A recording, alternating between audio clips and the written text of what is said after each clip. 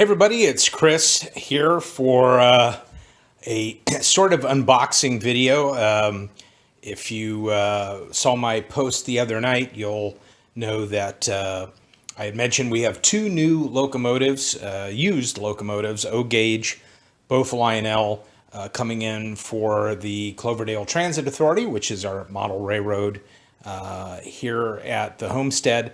And picked both of these up extremely inexpensively on eBay, and you can really make some great deals on eBay on model railroad stuff, especially O-gauge stuff, older O-gauge stuff, because if you kind of creep around late at night and scroll through things and really take a look and then make some offers. If they have make an offer button, you can do that, and then you can pick some stuff up fairly inexpensively. And I got this much more inexpensively. I guess I should say much more cheaply, even though I hate using that word, than what this was going for normally. And it does have some issues, but it is a type of locomotive that I'm looking for the railroad for a specific purpose. And those issues are very easily addressed. So what I'll do is I will kind of finish unwrapping this. I got all the packing off of it and everything, and I've just got the paper. I'm going to finish unwrapping this here for you and let you take a look at it. And then I'm going to go into a little bit of the history of the actual locomotive, and also a little history of the Lionel model that we've got sitting in front of us. So here we go. We're gonna just kind of open this up. I obviously haven't seen it yet, other than the pictures on eBay. So we'll hopefully see that this matches those pictures. And they did a really good packing job, which is nice. There was a lot more packing beyond this. This is just the final layer, and kind of happy about that. So just kind of taking a look through the mail here this evening, and I was real happy to see that this was here. Now it's still somewhat early in the evening, and we may yet get that other locomotive in there, but I probably won't do anything about that until tomorrow night. So, great. Well, I'll tell you what, it is really big. This really looks close to scale. This is a GP-7 diesel electric locomotive, and as you can see, it has some it has fuzz on it, but I'll get that taken care of. Anyway, you can see there's a little bit of rust on things, a little bit of dirt, but really not that bad. And it looks like it has been maintained. There's grease in there.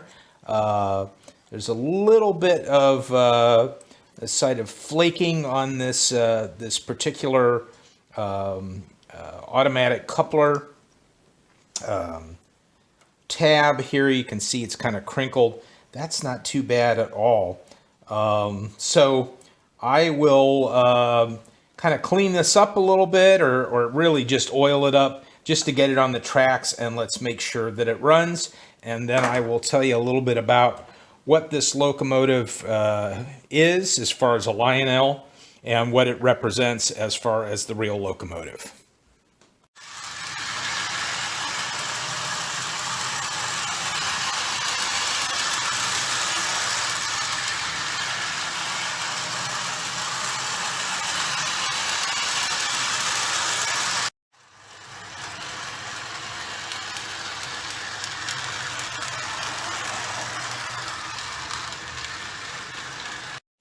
Okay, well, it runs. Probably needs a good cleaning, as most used engines do. I mean, this could have been sitting somewhere in an attic somewhere or in a basement.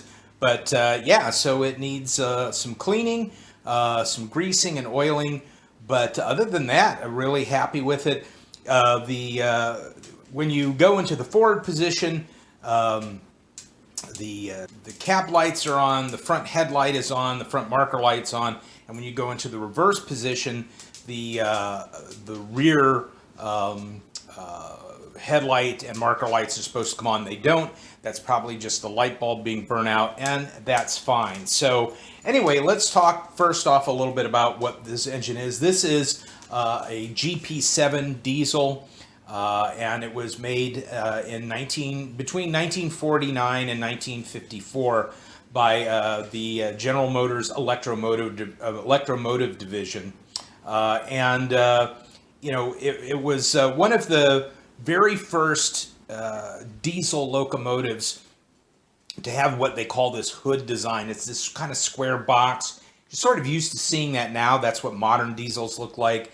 So they kind of went with this because it was easier to take care of. It was less expensive to build, as opposed to sort of the automotive body design, which you saw in the F7s, like the Santa Fe Super Chief and all those really iconic locomotives, early diesel locomotives. And it was a little bit better visibility with this particular high hood model than with the car body model that the engineers and conductors found out. And also, it had a 16-cylinder engine, which generated, I think, about 1,500, a little over 1,500 horsepower. So it was a great all-purpose engine. It was originally built for American railroads such as the Atchison, Topeka, and Santa Fe. There were 2,600 of those built, but there were 112 built for the Canadian railroads, and 2 were built for railroads in Mexico. So that's kind of the background of the locomotive. Well, let's talk a little bit about how this plays into the Cloverdale Transit Authority, our railroad here at home, and why do I have a diesel when I have so many steam locomotives?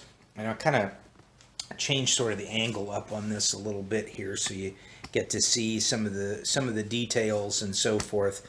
But I kind of wanted a diesel locomotive, but I wanted it from the same time period that the Lionel and MTH steam locomotives were. So everything that our railroad is sort of modeled after are steam locomotives, passenger and freight, from the 1930s all the way up into the 1950s. But I wanted some working locomotives, and maybe a locomotive that I could lash on another locomotive of the same type. As a dummy locomotive in the model railroad world doesn't have a motor in it, but it looks like a lash together two trains pulling a large freight load.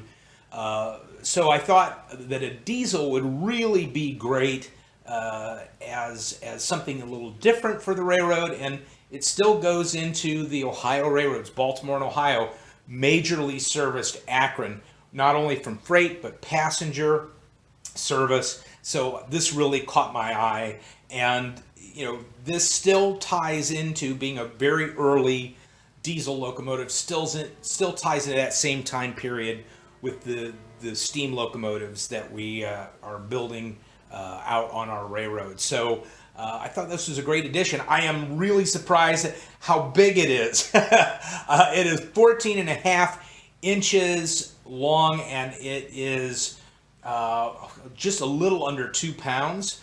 There is a lot of plastic on this. This particular locomotive was either one of the last locomotives built under one of the versions of the Lionel Corporation, or one of the first in the new phase. So between 1970 and 1986, General Mills owned Lionel, and General Mills was based here in Akron. Their division, they had a model division, a Model Products Corporation, MPC. And any of you who've ever built any model cars or airplanes, whatever, you're very familiar with MPC. They made a lot of plastic model kits. And so that was the ownership at the time of Lionel. And there's a lot of debate, because that's also when things got a lot cheaper, and things started becoming more plastic. And so there's some people that love that MPC era of Lionel, and some people that don't. I really like all of it because there was some stuff in the MPC era that I'm a big fan of, although I'm still a big fan of the pre-war and post-war die-cast Lionel stuff. Then, of course, in 1986 was when Lionel was being sold to a fellow named Richard Coogan, who was a businessman, and he reformed the company into Lionel Trains Inc. And then, of course, then sold it again in 1995. But so this was either one of the last locomotives manufactured by Lionel under MPC General Mills, or one of the first under the Richard Coogan era of Lionel Trains Inc. So haven't been able to determine which one of those two things is true. Anyway, but it's a really cool locomotive, and it is a semi-scale, so it's still semi-scale compared to all of the post-war steam engines, but it just seems so large compared to that, and it may very well be that this is how big diesel locomotives were compared to those steam locomotives, the early diesel locomotives. That's more research that I'm going to have to do just from the things that I'm interested in when it comes to how all of this stuff was built.